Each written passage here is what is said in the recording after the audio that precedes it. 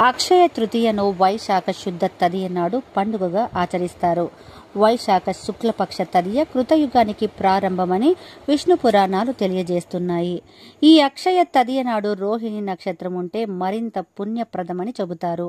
ఈ రోజు చేసేటటువంటి హోమం, దానం, పితృదేవతలకు చేసే పూజ అక్షయం అవుతుంది కనుక ఇది అక్షయ తదియ అనబడింది.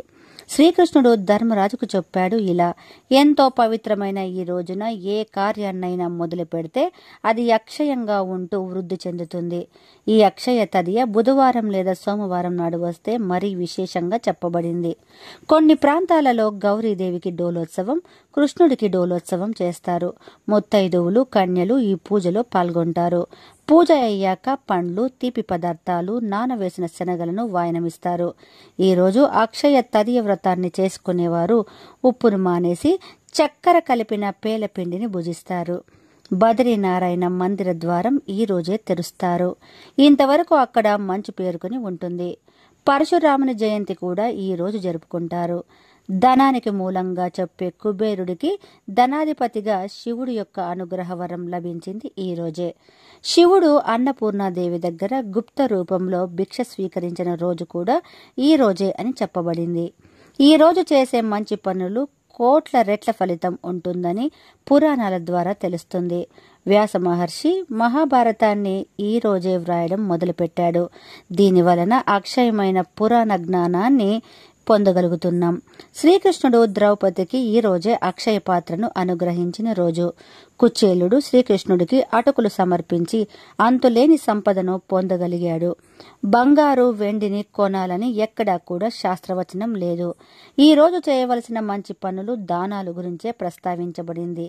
భగవంతుణ్ణి ఆశ్రయించి మంచి పనులు చేసేవారికి, అలాగే వారికున్న దానిలో నలుగురికి మంచి కోరి ఒక్కరికి సహాయం చేసేవారికి, బీదవారికి, తమ చేతనైన సహాయం చేసేవారికి భగవంతుని కృపతో అంతకి కోటి రెట్ల రూపంలో మనకు చేరుతుందని తెలుస్తుంది.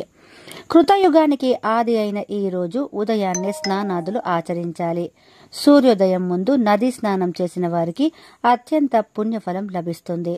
ఆ తర్వాత ఉదక ఘటకము అనగా నీటి కుండను, వేసవిలో పండే పంటలు, యవలు, గోధుమలు, శనగలు మొదలైనవి మరియు పెరుగన్నం దానం చేయాలి. అలా చేరిస్తే శివ సాయుధ్యం లభిస్తుందని భవిష్య పురాణం, దేవీ పురాణం తెలియచేస్తున్నాయి. శ్రీ మహావిష్ణువుకి చందన లేపనం చేయడం వల్ల నారాయణ మందిర వాసం లభిస్తుందని చెబుతారు. సింహాచల క్షేత్రంలో స్వామివారికి సంవత్సరానికి ఒకసారి చందన పూత పూసి అలంకరిస్తారు. మళ్లీ వచ్చే అక్షయ తృతీయ నాడు మటుకే చందనం తీసి మళ్లీ అలంకరిస్తారు. ఈ రోజు పితరులకు పిండ రహితమైన శ్రాద్ధమును చెయ్యాలి.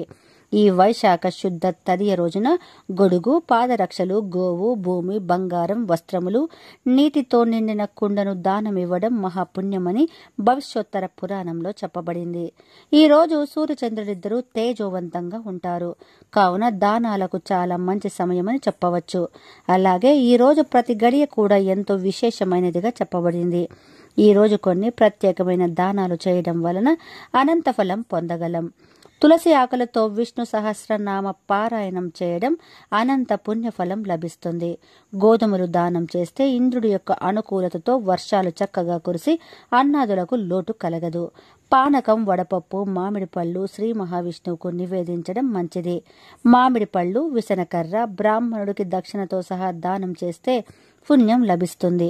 గోధుమలు, నెయ్యి, ఉప్పు, పండ్లు, కూరగాయలు, చింతపండు కూడా దానం చేసినట్లయితే వారికి అన్ని విధాల మంచి ఫలితాలు కలుగుతాయి.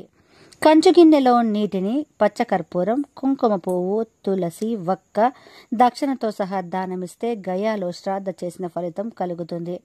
ముఖ్యంగా పెళ్లి కావాలనుకునేవారు, పితృశాపాలు ఉన్నవారు చేస్తే మంచి ఫలితం లభిస్తుంది. ముఖ్యంగా ఈరోజు చెట్లని నాటడం అనంత ఫలాన్నిస్తుంది. ఎప్పటికీ తరిగిపోని పచ్చదనం భూమిపై పెరుగుతుంది. ప్రకృతిని పూజించి ఔషధ మొక్కలను ఈ రోజు నాటినట్లయితే అవి ఎప్పటికీ కూడా తరిగిపోకుండా అందుబాటులో ఉంటాయని ప్రతీతి. అలాగే అక్షయ తృతీయ రోజు ఇంకా కొన్ని ప్రాముఖ్యతలు చూస్తే ఈ రోజు పరశురాముని జన్మదినం, పవిత్ర గంగా నది భూమిని తాకిన పర్వదినం, త్రేతాయుగం మొదలైన దినం, శ్రీకృష్ణుడు తన బాల్యమిత్రుడైన కుచేలుని కలుసుకున్న దినం.